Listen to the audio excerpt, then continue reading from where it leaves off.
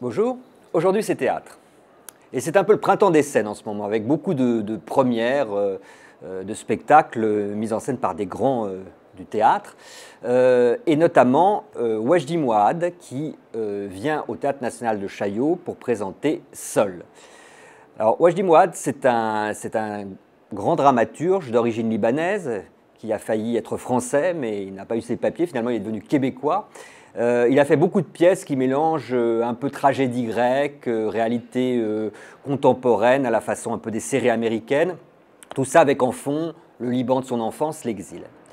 Et Sol, qui présente aujourd'hui à Chaillot, n'est pas une nouveauté, puisqu'il avait été créé en 2008.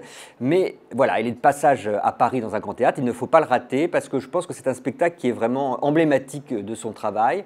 Un spectacle très émouvant. Il est seul en scène.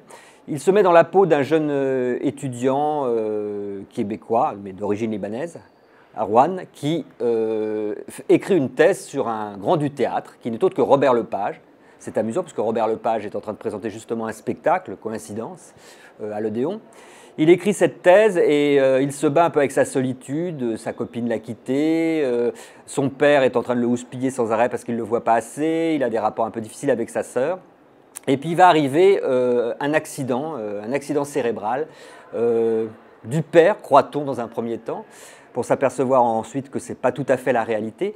Et donc la pièce qui commence comme de façon un petit peu anecdotique devient tout d'un coup une espèce de drame existentiel avec une dimension complètement onirique. Et à la fin, alors qu'on a entendu beaucoup parler, Wajdi Mouawad, le spectacle devient silencieux avec une espèce de performance de body painting, de body art. C'est assez étonnant. Mais tout se tient chez Wajdi Mouawad. On sait qu'à la fin, on comprend tout. On comprend même les situations les plus complexes. Il aime nous donner la conclusion de ces drames, de ces réflexions. Et on retient surtout des passages extrêmement émouvants lorsqu'il dialogue avec son père sur un lit d'hôpital invisible et qui lui parle de son enfance, du Liban, des couleurs qu'il a perdues, des étoiles qu'il essayait de compter dans le ciel.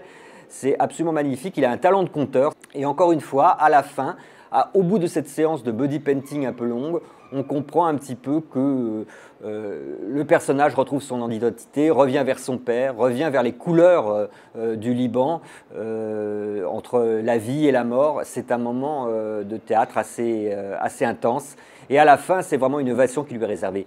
Donc je vous recommande d'aller voir ce spectacle qui ne dure pas très longtemps, au Théâtre National de Chaillot, avec Wajdi Mouawad, seul.